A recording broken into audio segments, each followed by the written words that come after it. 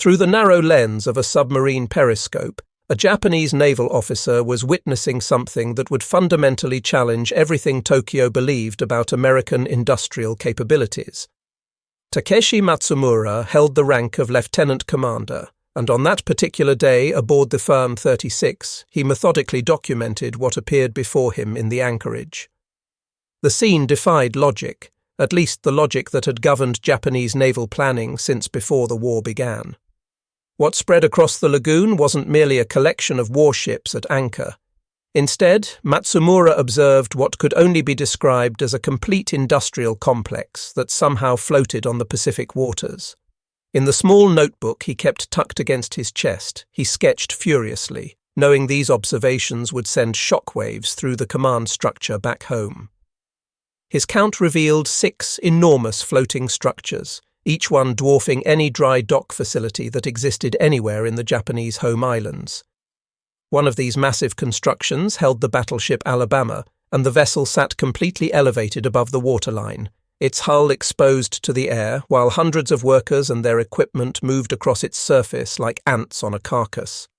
Another of these floating facilities somehow accommodated 2 cruisers at the same time. The Americans hadn't just brought their navy to fight in the Pacific theater. They had transported their actual shipyards across thousands of miles of ocean to position them directly in the combat zone. When Matsumura transmitted his coded message that evening, he included words that would echo through Japanese naval headquarters with the weight of doom itself. The enemy repairs their vessels at a pace that exceeds our ability to inflict damage through kamikaze strikes. This situation transcends conventional warfare. The mathematics work against us in ways we cannot overcome. Those floating behemoths that had so disturbed the submarine commander belonged to what the Americans designated as auxiliary floating dry docks, specifically the AFDB series. Each one had been manufactured in sections at different shipbuilding facilities scattered across the United States, then towed across the vast Pacific like pieces of an enormous steel jigsaw puzzle, finally assembled at their operational locations. The second AFDB alone measured 927 feet in length and possessed the capacity to lift 90,000 tons of dead weight. When this facility operated at full capability with its complement of 600 personnel, it functioned as a self-contained industrial plant featuring complete machine shops, foundries for casting metal, electrical repair stations, and storage tanks holding 65,000 gallons of fuel oil. The dock generated all its own electrical power, distilled fresh water from seawater, and maintained operational efficiency that matched major shipyard installations back in the continental United States. What the submarine commander couldn't observe from his limited vantage point would have shattered Japanese naval doctrine even more completely. Distributed across the Pacific theater were 7 major advanced base sectional docks, alongside 31 smaller auxiliary floating facilities, effectively transforming every conquered atoll and island into something resembling Pearl Harbor's capabilities. 21 days before Japanese aircraft struck Pearl Harbor, Vice Admiral Osami Nagano had stood in the conference room at the Naval General Staff Headquarters in Tokyo, laying out the final operational plans for the coming war. The calculations appeared airtight and mathematically sound. American shipbuilding capacity on the Pacific coast concentrated in 8 major naval facilities. The installation on an island in California could simultaneously accommodate 4 capital ships for major work. Up in Washington state, the Puget Sound Naval Shipyard managed 3 such vessels. Pearl Harbor's installations, positioned closest to where the fighting would occur, might handle perhaps 6 major repair operations concurrently. The arithmetic seemed to favor Japanese strategy. If military operations could damage or destroy 20 American capital ships during the initial 6 months of conflict, conventional wisdom suggested the Americans would require no less than 18 months for repair and replacement work. Damaged ships would need to steam 3,000 miles back to reach Pacific coast facilities. The transit time alone consumed 2 weeks in each direction, effectively removing these vessels from combat availability for months at a stretch. Admiral Isoroku Yamamoto, despite harboring private reservations about initiating war against America, had approved these calculations. Commander Kameto Kuroshima, serving as operations officer, had prepared detailed charts demonstrating American industrial output. The United States had produced 1.5 million tons of merchant shipping during 1941.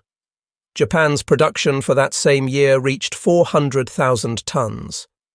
But warship construction operated under different constraints, Kuroshima maintained. Naval vessels demanded specialized construction facilities, workers with specific skills, particular materials and components. The actual bottleneck wouldn't be raw industrial horsepower, but rather dock space availability and repair facility capacity. Nobody in that Tokyo conference room had imagined the Americans would simply construct entirely new shipyards and then float those facilities across the ocean to the battle zones. The historical origins of American floating dry dock technology traced back to commercial requirements. During 1927, the United States Navy had commissioned its first self-propelled floating dry dock, designated YFD-2. Unlike permanent dry docks carved from granite and reinforced concrete, floating variants operated on ballast tank principles. Pump the water out and the structure rises. Flood those same tanks and it descends below the surface. A damaged ship could position itself over a submerged dock, which would then lift the vessel entirely clear of the water for maintenance and repair work. By the time 1940 rolled around, naval strategic planners recognized this technology could be dramatically scaled up and made mobile, essentially eliminating geographical constraints from naval warfare operations. The Bureau of Ships initiated what seemed like an impossible program even by American engineering standards. The goal was to construct floating dry docks large enough to accommodate battleships, manufacture them in transportable sections for ocean transit, and design them to operate independently in remote locations thousands of miles from home. The Advanced Base Sectional Dock program embodied American industrial organization at its most ambitious. One section would come from Everett Pacific Shipbuilding up in Washington. 2 more sections would be manufactured at Chicago Bridge and Irons, California facility. Additional sections would originate from Mare Island Naval Shipyard. Each individual section weighed 38,500 tons and measured 93 feet long, 165 feet wide, and 75 feet deep. 10 such sections assembled together would create a floating dock with the capacity to lift an Iowa-class battleship completely out of the water. The engineering obstacles appeared insurmountable to conventional thinking. Every section needed sufficient structural strength to withstand Pacific Ocean storm conditions during the towing operation, yet maintain precision tolerances measured in millimeters when welded to neighboring sections at the assembly point. The ballast systems across all sections had to operate in perfect synchronization. These docks required fully equipped machine shops capable of manufacturing any replacement component, from massive propeller shafts to gun barrels. Tamachi Hara commanded the destroyer Shigure, and he witnessed American repair capabilities firsthand during combat operations near Tulagi in March of 1943. In his memoir written after the war ended, he recalled engaging United States forces and successfully hitting the cruiser Helena with a torpedo strike. Japanese intelligence assessments concluded the damage would require 6 months in a stationary dry dock for proper repairs. 3 weeks later, reconnaissance photographs showed Helena at Tulagi, fully operational and firing her guns at incoming Japanese aircraft. The Japanese couldn't comprehend what they were seeing. Where was the dry dock facility? Aerial observation revealed only empty ocean and small islands with minimal infrastructure. Helena had actually been repaired by ABS-D1, which had been assembled at Espiritu Santo just weeks before the engagement. This mobile facility had lifted the 10,000-ton cruiser completely out of the water, repaired the 20-foot gash torn in her hull, and returned her to active service in 19 days. The identical repair at Japan's Yokosuka Naval Arsenal would have consumed 4 months minimum. Hara's bewilderment reflected a fundamental conceptual gap that plagued Japanese naval planning throughout the war. Japanese doctrine conceived of naval bases as permanent installations with fixed facilities that required decades to construct properly. Yokosuka Naval Arsenal, Japan's premier shipbuilding and repair facility, had been under continuous construction since 1866. The Americans had created equivalent capability in half a year, and then floated that capability directly to the front lines of combat. Chester Nimitz understood that floating dry docks fundamentally transformed the mathematical equations of attrition warfare. In a memorandum addressed to Admiral Ernest King and dated January 15, 1943, Nimitz articulated the strategic implications. The presence of floating dry docks in forward deployment areas fundamentally alters force correlation calculations. A damaged vessel repaired in 3 weeks at Ulithi, compared to 3 months back in San Francisco, represents a fourfold multiplication in available force strength. The Japanese High Command discovered this new operational reality gradually through painful experience. The Battle of Santa Cruz in October 1942 had inflicted severe damage on the carrier Enterprise. Japanese naval intelligence calculated 6 months for proper repairs. Enterprise reappeared in combat operations after merely 30 days, having been repaired at New Caledonia using the destroyer tender Vestal and advanced base facilities. Rear Admiral Matome Ugaki recorded in his personal diary that enemy repair capabilities exceeded intelligence estimates by factors that defied explanation. Ships confirmed as severely damaged returned to battle before Japanese vessels with lighter damage completed their own repairs. By early 1943, the United States Navy operated an entire network of floating repair facilities that had transformed Pacific Ocean operations. Advanced base sectional docks functioned at Espiritu Santo, Ulithi, Leyte Gulf, and Manus. Smaller floating dry docks serviced destroyers and submarines at dozens of scattered locations across the theatre. The construction statistics revealed Japan's hopeless strategic position. Mare Island Naval Shipyard produced multiple ABSD sections while simultaneously constructing new destroyers and cruisers from the keel up. The facility employed 46,000 workers operating 3 shifts around the clock, 24 hours daily. In an 18-month period, Mare Island alone produced more floating dry dock capacity than existed in Japan's entire permanent dry dock infrastructure combined. Haruki Iki served as lieutenant commander and naval architect at Yokosuka Arsenal, and he analyzed American repair capabilities in early 1944. His report calculated that American floating dry docks positioned in the Pacific could simultaneously handle repairs on 18 capital ships, 36 cruisers, and over 100 destroyers. Japan's entire domestic repair capacity could manage 6 capital ships, 12 cruisers, and 40 destroyers at maximum utilization. More critically, Iki identified what he termed the multiplication effect of forward repair positioning. A ship damaged at Leyte Gulf and repaired at nearby Ulithi returned to combat in 1/4 the time required for a ship making the long voyage back to Japan. His conclusion carried the weight of strategic doom. The enemy brings his homeland industrial capacity directly to the battlefield. Our ability to sink ships cannot exceed their ability to repair them. The floating dry docks achieved their first spectacular operational demonstration during the Kwajalein invasion in February 1944. The battleship Maryland took kamikaze hits that tore a 40-foot hole in her deck structure. Traditional naval doctrine would have sent her back to Pearl Harbor, removing her from combat availability for months.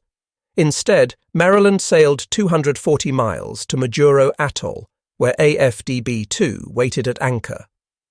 The massive dock facility, commanded by a commander Joseph Rochefort, who should not be confused with the intelligence officer of the same name who broke Japanese naval codes, submerged its deck structure below the waterline, allowing Maryland to position herself precisely over the keel blocks. In 4 hours, powerful pumping systems expelled 8 million gallons of water, raising the 45,000-ton battleship completely clear of the ocean surface. Yoshitake Miwa commanded submarine Seiwai 184, and he observed this operation while submerged, transmitting to Tokyo that Maryland was entering the floating dock at Majuro with extensive damage visible, estimating minimum 3 months for proper repair. 3 weeks later, Maryland departed Majuro under her own power with full combat capability apparent. The Americans had made time and distance strategically irrelevant. Mochitsura Hashimoto commanded Submarine Line 58 and later wrote about the frustrating pattern that Japanese submariners experienced repeatedly.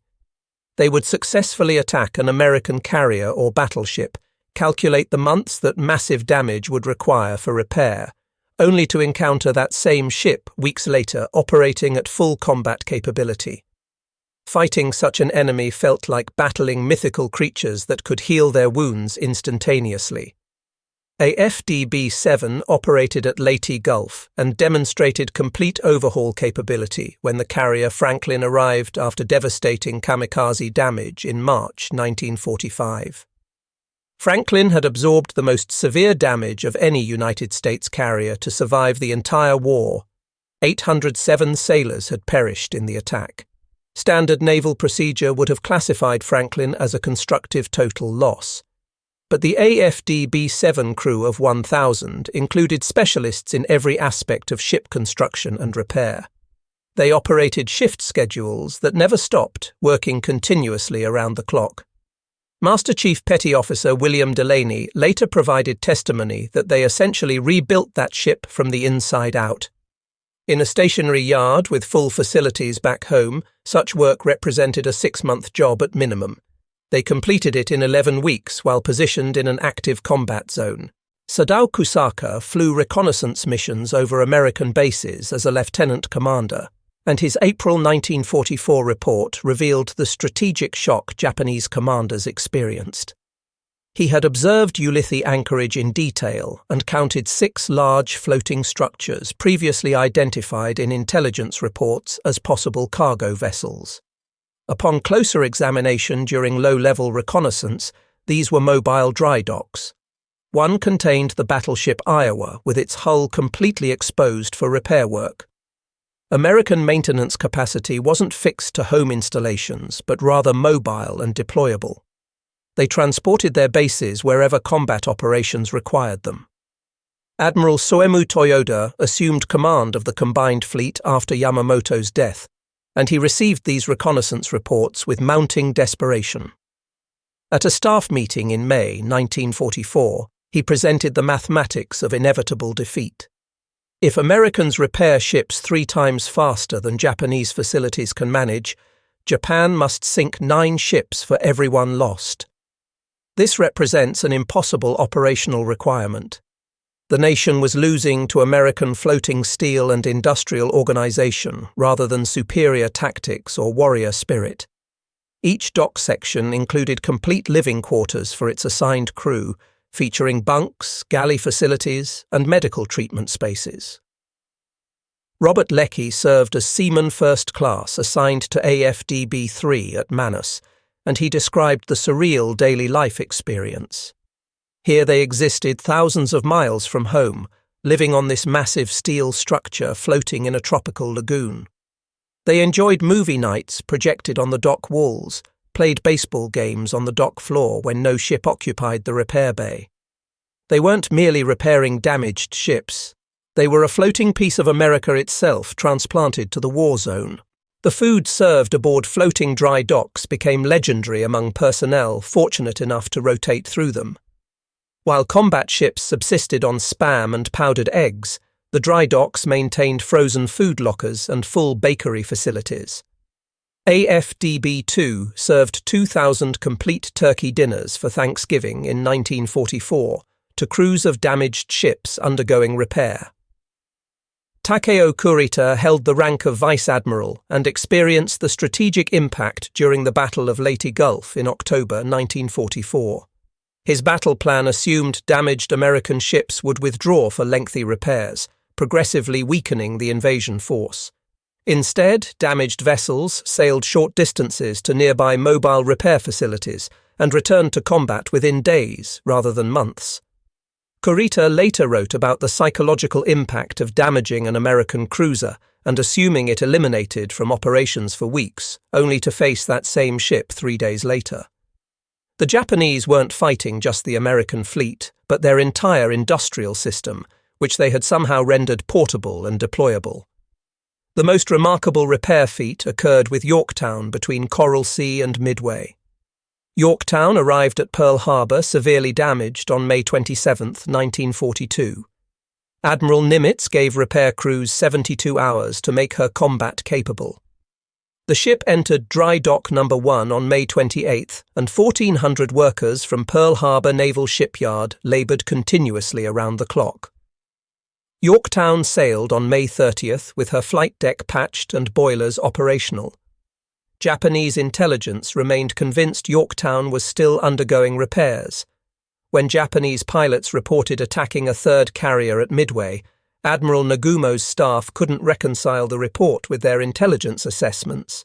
Joichi Tomonaga reported before his death that the Americans possessed 3 carriers, where calculations indicated only 2 were operationally possible. By mid-1944, American floating dry docks had transformed the Pacific into what could only be described as an American maintenance highway. Ships damaged at Iwo Jima could reach repair facilities at Ulithi in days.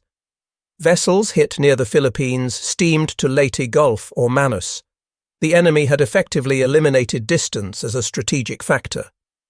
Between 1942 and 1945, the United States produced 7 advanced base sectional docks, 31 auxiliary floating docks, and 55 smaller auxiliary repair docks. The combined lifting capacity exceeded Japan's entire permanent dry dock capacity by a factor of 4. Each ABSD cost approximately $40 million to construct and deploy, equivalent to the cost of a light cruiser. Rear Admiral Kizo Kimura captured the psychological impact in his diary entries. The Americans construct floating dry docks the size of city blocks and tow them across the Pacific Ocean as if already certain of victory. They are building the peace while Japan still fights the war. Marcus Thompson worked as Chief Petty Officer and hull repair specialist on AFDB-2, having trained for 18 months at Mare Island before deployment. His team of 40 welders could repair torpedo damage that would challenge major stationary shipyards back home. They became artists of destruction repair, Thompson recalled in post-war interviews. A destroyer arrives with her bow completely blown off. They would fabricate an entire new forward section in 5 days of continuous work. The medical facilities aboard floating dry docks added significant strategic value beyond simple ship repair. Each major dock included a hospital complete with operating rooms and surgical equipment. Lawrence Steinberg served as Chief Medical Officer on AFDB-1 and performed over 200 major surgical procedures during his deployment. In November 1944, submarine Phi-365 received orders to penetrate Ulithi's defences and attack the floating dry docks rather than targeting warships. The mission reflected changing priorities in Japanese naval strategy. The submarine was detected and destroyed before reaching Ulithi, becoming one of 6 lost attempting to attack floating repair facilities. The only successful Japanese attack occurred on April 22, 1945. Lieutenant Saburo Shimbo and Ensign Chuhei Okubo, flying at 14,000 feet altitude, mistook their target identification and struck what they thought were loaded cargo vessels. A follow-up attack wave damaged Section G of ABSD-2, but the dock's crew completed repairs within 3 days using their own facilities. Masataka Okumiya served as commander and analyzed the strategic failure in post-war writings. Japanese forces could occasionally damage warships, but the floating dry docks seemed to multiply like living organisms. They weren't merely floating docks, but rather floating factories that could effectively reproduce themselves through their complete machine shop capabilities. The Okinawa campaign from April to June 1945 witnessed the most concentrated damage inflicted during the entire Pacific War. Over 400 ships sustained damage from kamikaze attacks. An entire fleet of floating dry docks at Karama Retto operated continuously, sometimes lifting damaged ships while still under air attack from Japanese aircraft. Toshiyuki Yokoi commanded kamikaze operations as captain, and he recorded the futility of the sacrifice.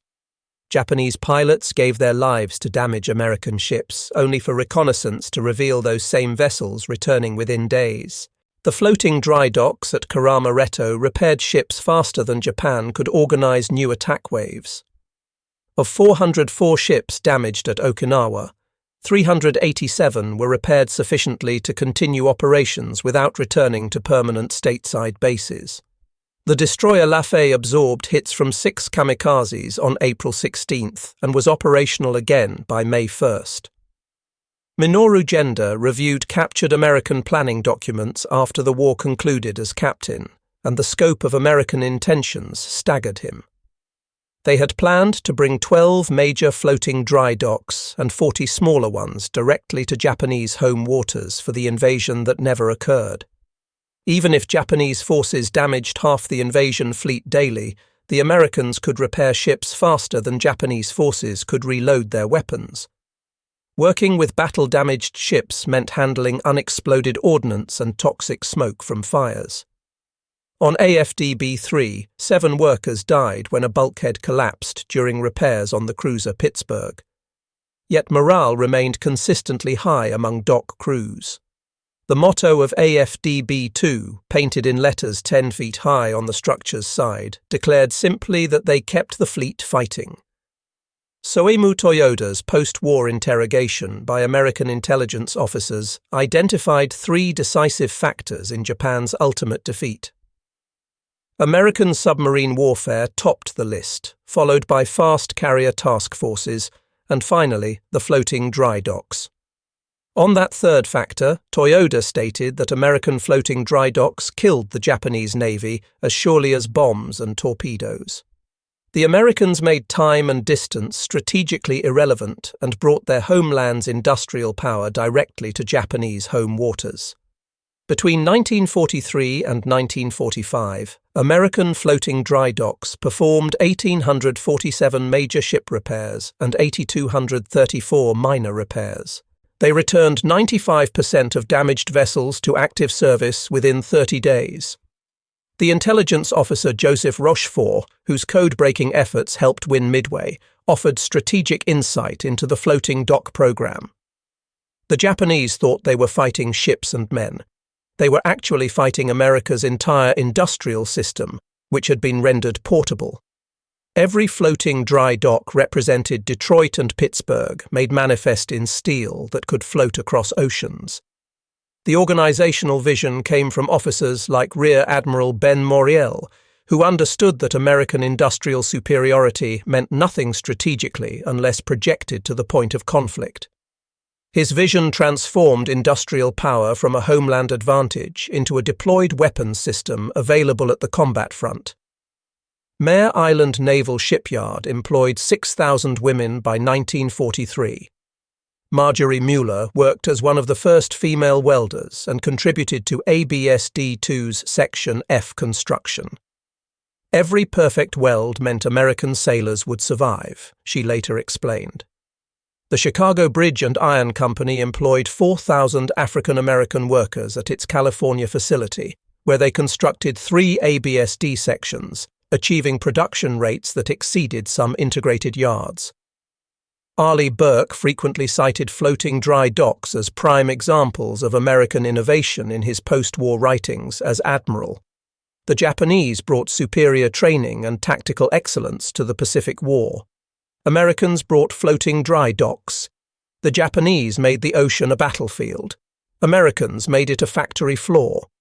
Japanese naval attachés had filed reports on American shipbuilding throughout the 1930s, but they interpreted observations through their own cultural and industrial experience.